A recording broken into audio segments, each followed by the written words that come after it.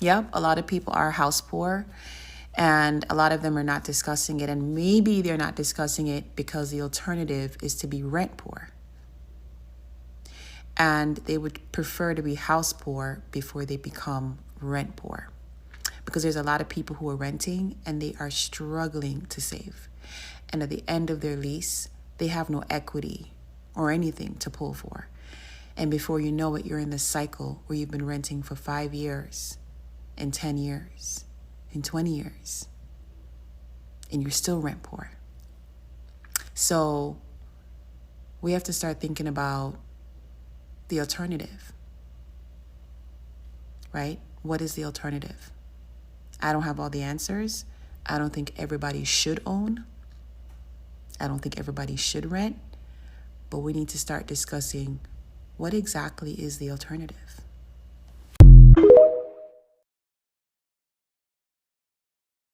Hey friends, welcome to the Candid Lens once again. My voice can be raspy. I think I'm starting to develop a cold. Anyways, let's jump right into the video. Today I'm going to be diving into buyer's remorse, which is when people buy a house, home buyer's remorse. When people buy a house and they feel like, oh, did I just make a financial bad decision? Just like when people are house poor. What does that mean?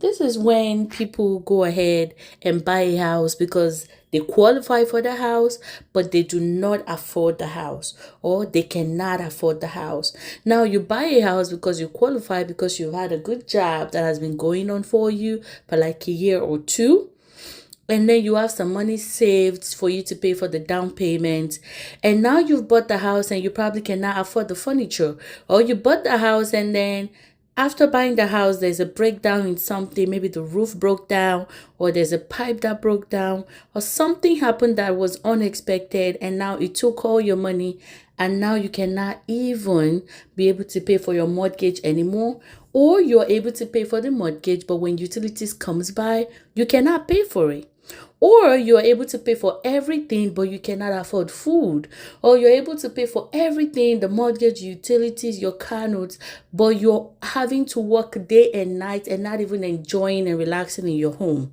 So in this video I have gone on TikTok and brought a lot of people who have experienced this or who have seen family and friends experience this, and they're going to be discussing that with us. Please kindly subscribe to the Candid Lens, where I bring societal issues here that are already talked about on TikTok for us to be aware and so we do not make those mistakes.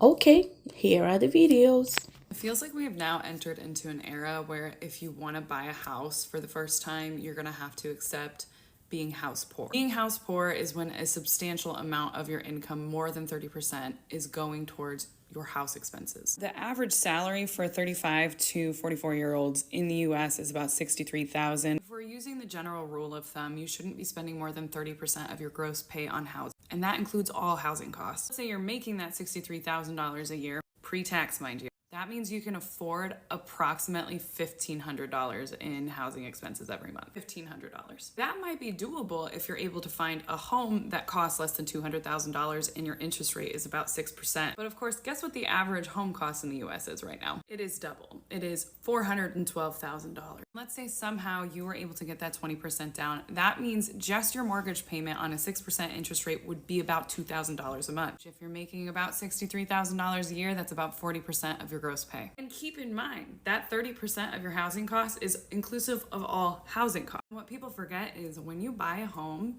your mortgage is like the minimum that you're going to be paying on a monthly basis. You're also going to have utilities, you'll have insurance costs, you're going to have other costs associated with homeownership, and you should be saving a portion of the value of the home every single month for repairs. All of this is to say, if you're feeling like, holy crap, I feel like I'm never going to be able to buy a home unless I just literally only can afford to pay for my home. I genuinely don't know how the average American is doing it, because even as a high income earner, I'm looking at the housing market and I'm like, I don't know how I'm ever going to be able to afford to buy a house as a single woman who doesn't want to be house poor. And what I have had to come to terms with is I suppose that's okay, because there are other ways to invest, there are other ways to build wealth. But it is frustrating because, like, I would like to have another cat, you know? but I'm not willing to move to the middle of nowhere America in order to be able to buy a $200,000 house. You know what I mean? So I guess it's just about prioritizing what's important to us, but it just feels like the American dream of being able to own property shouldn't be this out of reach. It shouldn't be this hard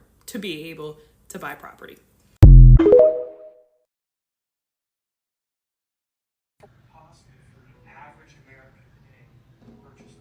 Absolutely not. Is it possible for them to purchase a home? Yes. Is it possible for them to purchase the home that they want? Probably not. Period. It's just that simple. No matter what you think, you're making $54,000 a year, you're single. Keep in mind, you haven't paid your taxes. You haven't paid your electricity, your gas bill, your car payment.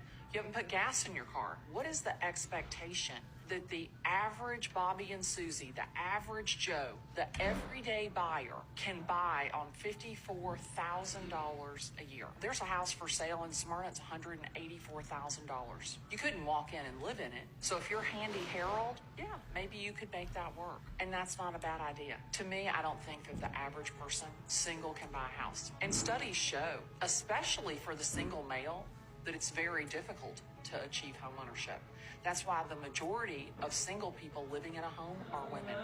We went from being house poor to debt free in 3 years, and I want to share the 7 things that actually made it possible. If we haven't met yet, I'm Renee. I'm a recovering shopaholic turned minimalist, and my goal with stuff is to help you have less so that you can do more with your one life. Now, let's talk about the problem. The reality is that when we were living in our big house, in our perfect little neighborhood, the dream house we always wanted to live in, we weren't really stretching that much further than most of the people in our lives or most of the people around us. We were living on par with what everyone else in our lives was doing, which was just slowly upgrading. The more kids you had, the bigger house, that kind of thing. But what we didn't take into consideration was that the more that we did this, the tighter we made our financial situation. You see, there are people out there who are truly poor, struggling below the poverty line.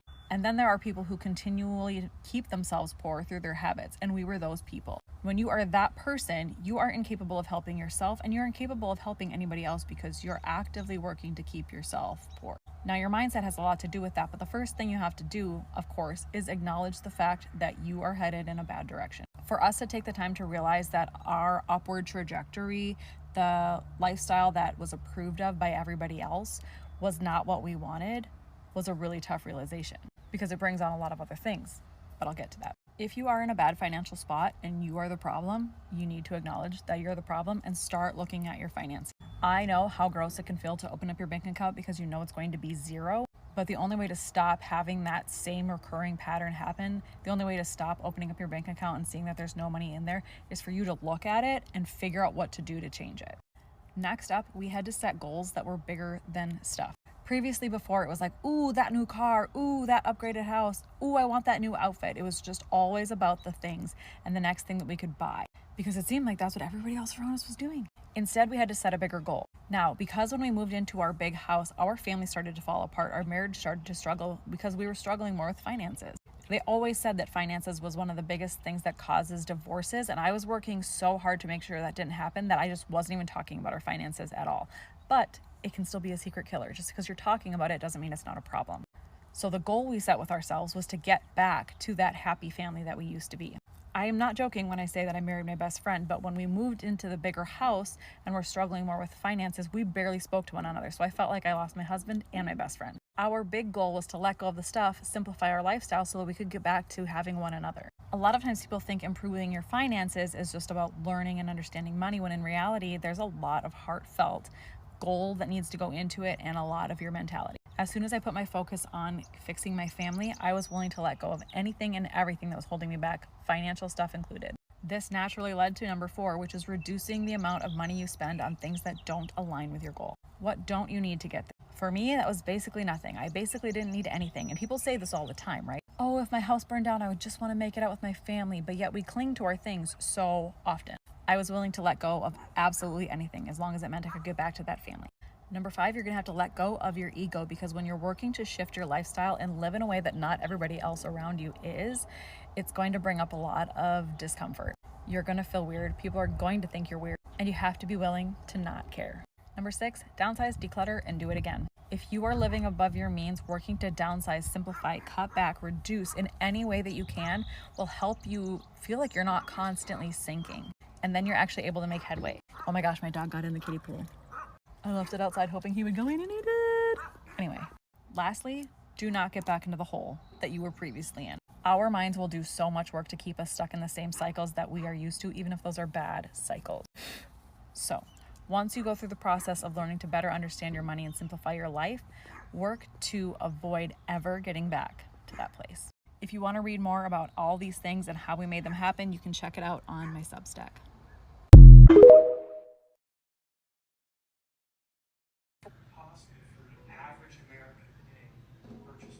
Absolutely not. Is it possible for them to purchase a home? Yes. Is it possible for them to purchase the home that they want? Probably not. Period. It's just that simple. No matter what you think, you're making $54,000 a year, you're single. Keep in mind, you haven't paid your taxes. You haven't paid your electricity, your gas bill, your car payment. You haven't put gas in your car. What is the expectation that the average Bobby and Susie, the average Joe, the everyday buyer can buy on $54,000 a year? There's a house for sale in Smyrna. It's $184,000. You couldn't walk in and live in it. So if you're Handy Harold, yeah, maybe you could make that work. And that's not a bad idea. To me, I don't think that the average person, single, can buy a house. And studies show, especially for the single male, that it's very difficult to achieve homeownership. That's why the majority of single people living in a home are women. Right. Last October, I posted a video about why I decided to not go through with purchasing the home that I was going to. She said something that I often tell my friends. I too was about to purchase a home last year, and I just couldn't go through with it because my main thing was that I don't want to be house poor. It did not make sense to me. And as a millennial, we know that buying a home is really the signature to your next chapter in life, right? It's a special moment. It's something that you should celebrate yourself in, and you should find it as a big moment. But a lot of us just feel, when we weigh the pros and cons, having a home really means buying it, signing your name on the dotted line, and then being house poor.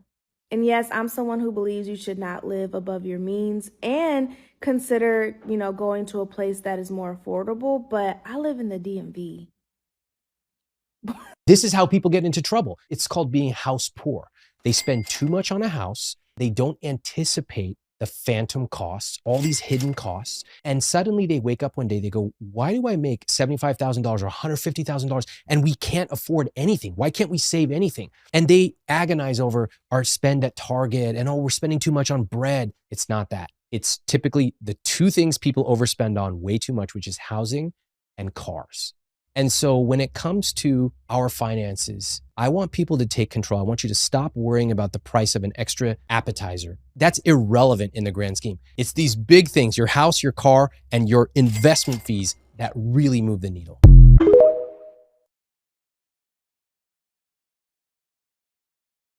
Here is my 2 cents. Just because you can buy it does not mean you can afford it. When the bank or the lender tells you that you can buy or you qualify for a 300,000 house, my friends, please go a little bit lower and get a house of 200 and 250. That gives you a leverage when you want to buy your furniture, you want to buy other things to make your house livable. You don't have to go in another debt. It's not easy to be in a house that is beautiful and then having to work 24 hours a day just to be able to keep the house. Another thing is, do not follow any trend. If you have family members, friends, sisters, brothers, or some people around you or co-workers that are buying houses and you're thinking, we're making almost the same money. Trust me, do not follow trends when you're trying to get your own success or achievement. And buying a mortgage is not a success sometimes when you end up not being able to pay your mortgage and then your house goes into foreclosure.